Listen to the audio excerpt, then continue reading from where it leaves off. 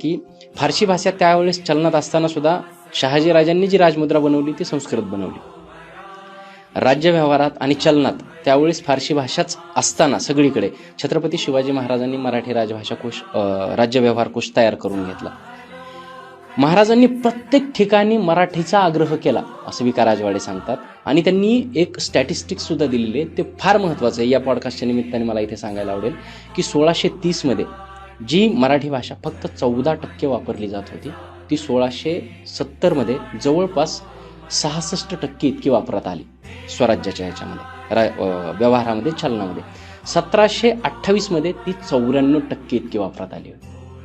म्हणजे ते झालं कशामुळे? छत्रपती शिवाजी महाराजांनी प्रत्येक ठिकाणी मराठीचा आग्रह धरला. त्यामुळे प्रश्नच पुढे तर इतकी सुंदर लाईन राजवाडेंनी लिहिलेली आहे की छत्रपती शिवाजी महाराजांना हे चांगलंच ठाऊक होतं की जेव्हा परकीय आक्रमण करतात तेव्हा ते फक्त तुमच्या भूमीवरती करत नाहीत, ते तुमच्या भाषेवरती करतात.